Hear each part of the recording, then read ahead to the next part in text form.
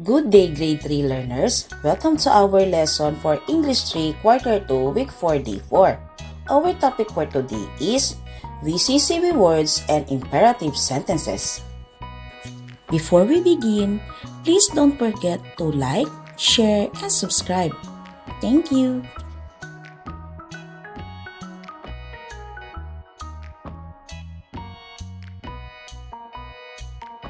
Activating prior knowledge. Good day, everyone. Let's get ready to learn. What should I do? Number 1. Your friends want to borrow your pencil. Number 2. Your room is messy. And number 3. You want your teacher to help you. Here are the possible responses for that questions.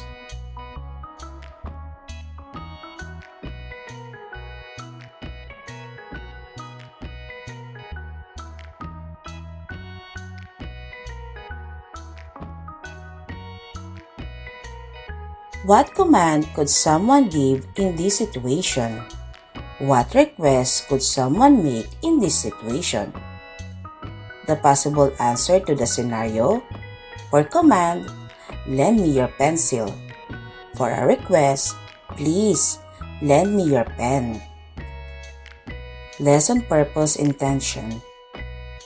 Today, you will write sentences that make orders or requests. Lesson language practice. Let us read the following words with VCCB pattern.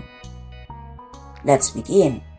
Under, magnet, basket, insect, silver, napkin, mistake, sister, picnic, plastic, dentist, number, window, and inside. Let us study your answer in the activity we have done earlier. Scenario 1. For command, lend me your pencil. For request, please lend me your pencil.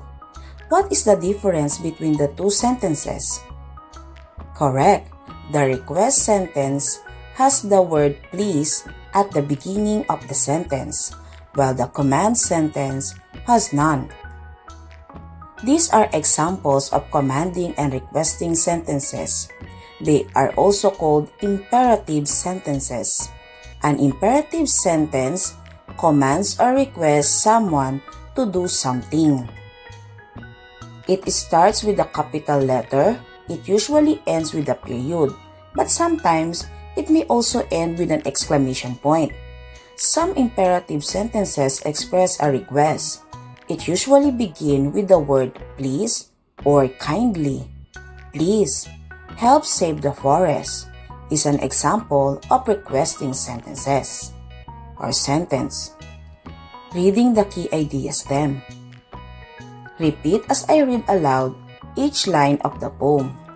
The kind farmer and the mighty malunggay. Oh, mighty malunggay, grow tall and strong, with leaves so vibrant, green and young.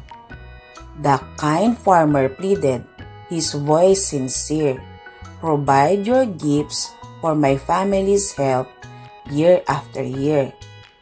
The gentle tree swayed, its branches wide. Pluck my tender leaves, let none hide, but nourish my roots with care and grace, and I'll thrive through time in this sacred place. The farmer obeyed, his hands so kind. He watered the soil, its richness aligned. The malunggay flourished, its bounty vast, a future of health and hope built at last. Through season of suns and rains embrace, the tree and the farmer found their place. With every harvest, their bond grew tight, a partnership forged in nature's light. Developing understanding of the key idea stem. Who made the request? What was the request of the farmer to the malunggay tree based on these lines from the poem? What word from the lines of the poem suggests that it is a request? Restate the request using simple sentences. For the answer, the kind farmer pleaded, his voice sincere, provide your gifts for my family's health year after year.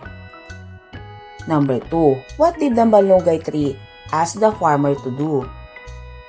Pluck my tender leaves, let no one hide, but nourish my roots with care and grace.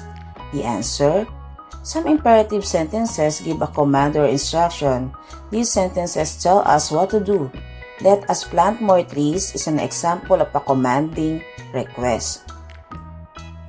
Deepening understanding of the key idea stem. Let us do the TPR, total physical response, for the following commands or requests.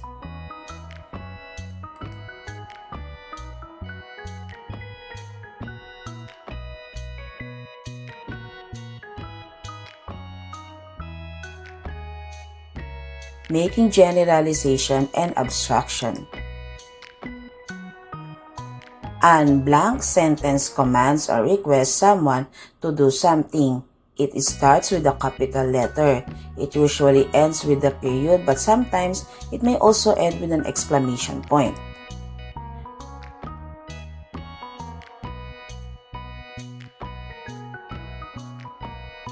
Evaluating learning. Direction. Write an imperative sentence, a sentence that gives a command or request for each situation.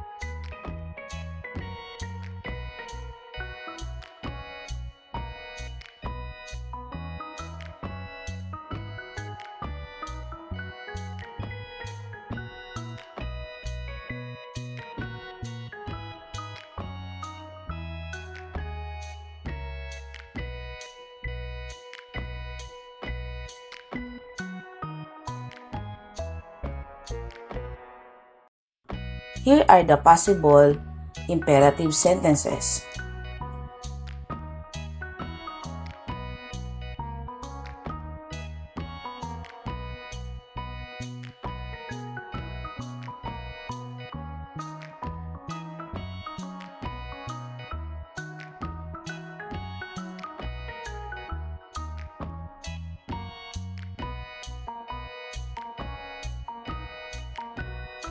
Ask your parents to help you look for a song with commands and requests in each line.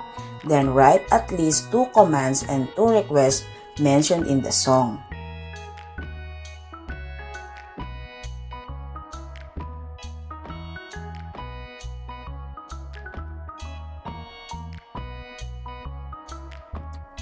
Great job today, everyone! You listened well, shared your thoughts, and worked hard. Keep up the good work. Always remember to read, learn, and have fun. See you next time!